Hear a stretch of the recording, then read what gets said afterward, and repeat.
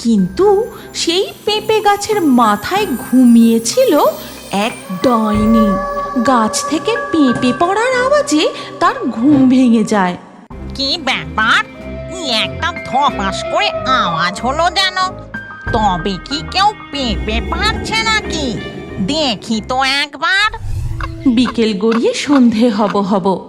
চাষিরা যে যার ঘরে ফিরছে, মাছিরাও তাদের নৌকা নিয়ে বাড়ি ফিরে যাচ্ছে। এমন সময় জঙ্গলের পথ দিয়ে হেঁটে আসছে এক কাঠুরে দম্পতি, পলাশ আর মায়া। গিন্নি, আজও জঙ্গলে এক টুকরোও কাঠ পেলাম না। এখন আমাদের সংসার চলবে কি করে? আমিও তো সেটাই ভাবছি, ঘরে এক দানাও চাল নেই। ভেবেছিলাম কাল বাজারে কাঠ বিক্রি করে চাল কিনে আনলে দুমুঠো ফুটিয়ে খাবো। এখন কি হবে? এই কথা ভাবতে ভাবতে তারা হাঁটতে থাকে। এমন সময় তাদের নাকে আসে সুন্দর পাকা মিষ্টি পেঁপের গন্ধ। সেই গন্ধ পেয়ে মায়া দাঁড়িয়ে পড়ে আর বলে, কি গো, একটা কেমন সুন্দর মিষ্টি গন্ধ আসছে না? হ্যাঁ গো, আমিও তো তাই পাচ্ছি, কিন্তু গন্ধটা কোন দিক থেকে যে আসছে। এরপর পলাশ আর মায়া সেই পেঁপের গন্ধ অনুসরণ করতে করতে এগোতে থাকে। আর কিছু দূর যেতেই তারা দেখতে পায় একটা বিশাল পেঁপের বাগান, আর প্রতিটা গাছে বেশ বড় আকারের পাকা টুসটুসে পেঁপে ঝুলছে। ওই দেখো গিন্নি, কত পেঁপে ঝুলছে। পেঁপেগুলো কত বড় বড় গো, আর পেকে একেবারে হলদে হয়ে গেছে। দেখেই মনে হচ্ছে খুব মিষ্টি হবে। চলো আমরা বরং আজ কিছু পেঁপে পেড়ে নিয়ে যাই।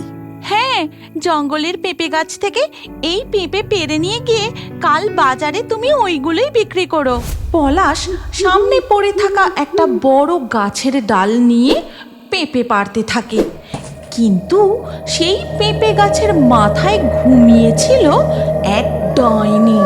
গাছ থেকে পেঁপে পড়ার আওয়াজে তার ঘুম ভেঙে যায়। কি ব্যাপার? কি একটা ধপাস করে আওয়াজ হলো যেন। তবে কি কেউ পেঁপে পারছে নাকি? দেখি তো একবার। ডাইনি উঁকি মেরে দেখে দুজন তার পেঁপে গাছ থেকে পেঁপে পারছে, আর তাই দেখে ডাইনি ঝপ করে তাদের সামনে ঝাঁপ মারে। ওরে বাবা, এই যে ডাইনি! তোদের এত বড় সাহস! তোরা আমার বাগান থেকে পেঁপে চুরি করতে এসেছিস? তোদেরকে আমি... ক্ষমা করবেন, আমরা চুরি করতে আসিনি। আমরা জানতাম না যে এই পেঁপে বাগান আপনার। আমরা মিষ্টি পাকা পেঁপের গন্ধ পেয়ে এই বাগানে এসেছিলাম। ভেবেছিলাম কিছু পাকা পেঁপে পেড়ে বাজারে বিক্রি করে দুমুঠো চাল কিনে নিয়ে আসবো। আমরা যে খুব গরিব। এরপর মায়া তাদের দারিদ্রতার কথা ডাইনিকে খুলে বলে, আর সব শুনে ডাইনির তাদের জন্য খুব কষ্ট হয়।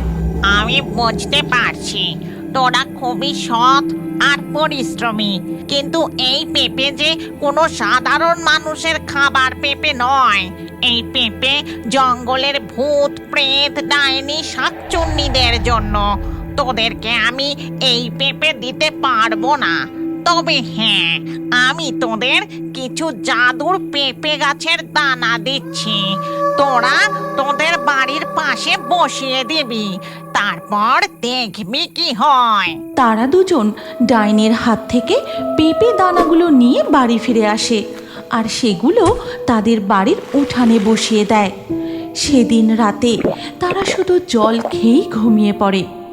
এরপর ধীরে ধীরে সকাল হয়ে যায়, আর সকালবেলা ঘুম থেকে উঠেই মায়া বাইরে বেরিয়ে এসে দেখে, কই গো, শুনছো?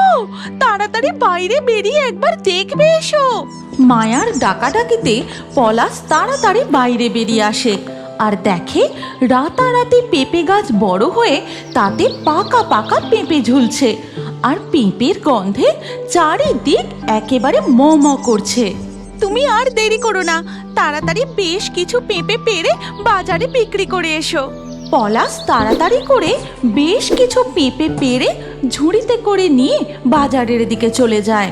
পেঁপে নিয়ে যাও, পেঁপে, মিষ্টি পাকা পেঁপে। আরে তাড়াতাড়ি নিয়ে যাও, একবার যে খাবে সে বারবার নিয়ে যাবে। পাকা পেঁপে, পাকা পেঁপে। পলাশের ঝুড়ির মিষ্টি পাকা পেঁপের গন্ধে বাজার একেবারে ভরে যায়। আর তার ঝুড়িতে বড় বড় পাকা পেঁপে দেখে সবাই তার কাছে আসে। বাহ, তোর ঝুড়ির পেঁপেগুলো তো বেশ বড় বড়, কি সুন্দর পাকা, দেখেই মনে হচ্ছে খুব মিষ্টি হবে। আর তা কত করে দাম রে?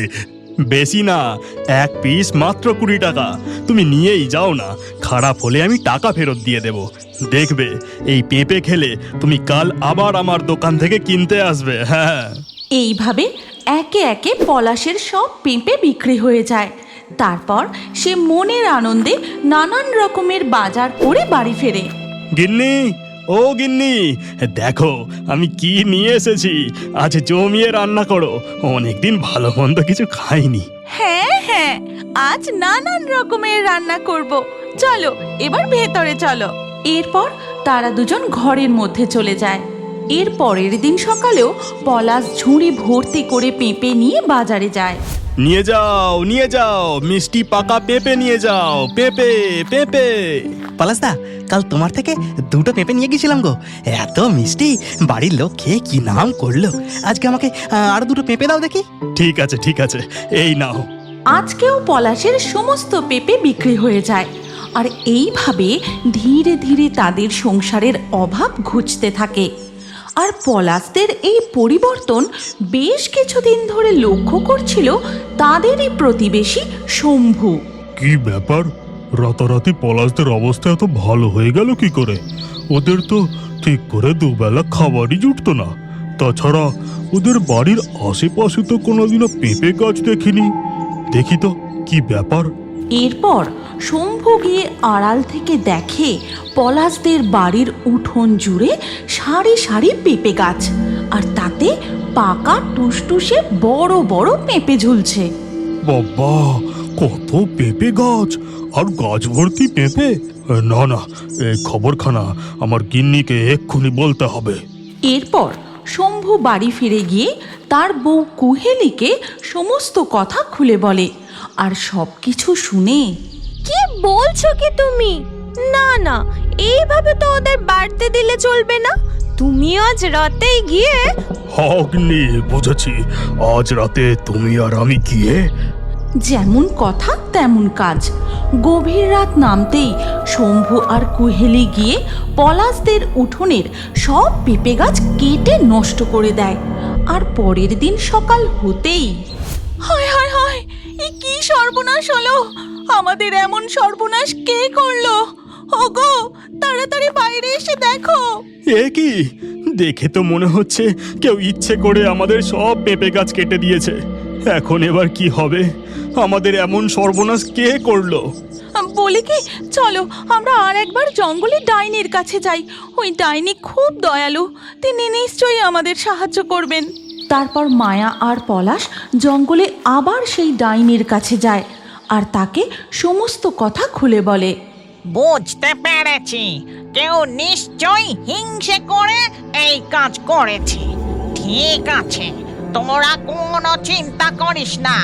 এই পেঁপে দানাগুলো নিয়ে গিয়ে আবার বসিয়ে দে। আজ রাতে আমি নিজে গিয়ে তোদের পেঁপে গাছ পাহারা দেব। পলাশ আর মায়া সেই পেঁপে দানাগুলো নিয়ে আবার তাদের উঠানে বসিয়ে দিয়ে সেখান থেকে চলে যায়। আর সাথে সাথেই জাদুর পেঁপে গাছ বড় হয়ে গাছ ভর্তি পেঁপে হয়। তারপর ধীরে ধীরে রাত নেমে আসে। আর সেদিন রাতেও কুহেলি আর শম্ভু আসে পলাশদের উঠোনে। এ কি গো, এ আমি কি দেখছি? এরা কি জাদু জানে নাকি? কাল তো সব গাছ কেটে নষ্ট করে দিলাম, রাতারাতি আবার সব গাছ উঠে দাঁড়িয়ে পড়লো কি করে? চলো তো গিয়ে দেখি। এরপর তারা দুজন পলাশদের পেঁপে বাগানে প্রবেশ করে। কিন্তু সেই রাতে পেঁপে বাগান পাহারা দিচ্ছিল সেই ডাইনি। তবে রে, তার মানে তোরাই এই ভালো মানুষদের ক্ষতি করেছিলিস। দাঁড়া, তোদের মজা দেখাচ্ছি। শম্ভু আর কুহেলি তাদের বাগানের পেঁপে পাড়তে গেলে ডাইনি তাদের দিকে পেঁপে ছুঁড়তে থাকে।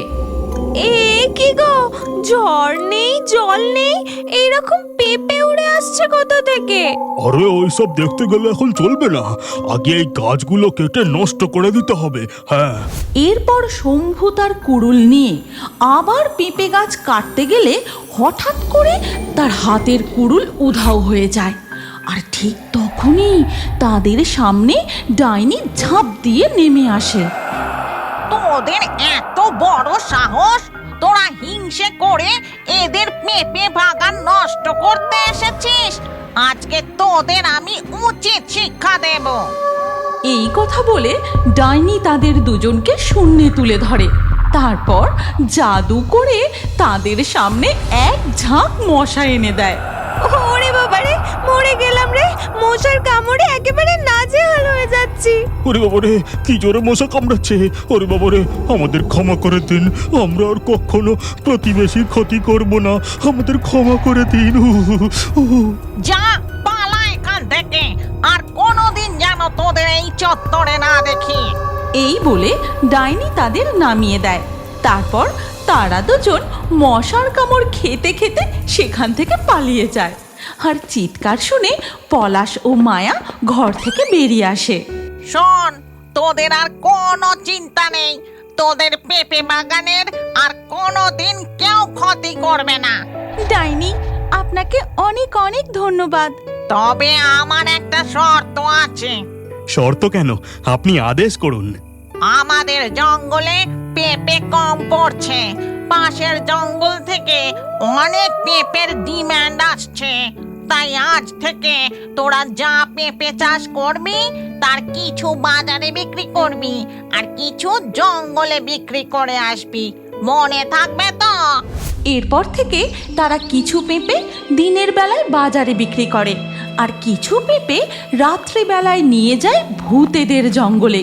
সেখানে অনেক দেশি বিদেশি ভূতেরা আসে পেঁপে কিনতে। এইভাবেই ধীরে ধীরে পলাশদের সংসারের সচ্ছলতা ফিরে আসে। তুমি কি জানো, তোমার নামও আমাদের কার্টুন ভিডিওর মধ্যে থাকতে পারে? আজকের লাকি ড্রয়ে নির্বাচিত নামগুলি হলো সমীর, অর্পণ, লিপিকা, রুজিনা, রোহন, সাহারা, রৌদ্র, সৌমি, রিহানা, অধরা, শ্রাবন্তী, তামান্না, সঙ্গীতা, প্রসেনজিৎ, আয়শা। আপনার নামসহ সেরা কমেন্টগুলি পরবর্তী ভিডিওতে দেখার জন্য এক্ষুনি ফেয়ারি টোনস ভূতের কার্টুন চ্যানেলটি সাবস্ক্রাইব করে নিন। তারপর আপনার নাম কমেন্টে লিখে দিন। আর স্ক্রিনের উপরে আসা এই পরবর্তী ভিডিওতেও ক্লিক করে ওই ভিডিওতেও আপনার নাম লিখে দিন। আপনার নাম আমাদের কার্টুন ভিডিওতে অবশ্যই দেখতে পাবেন।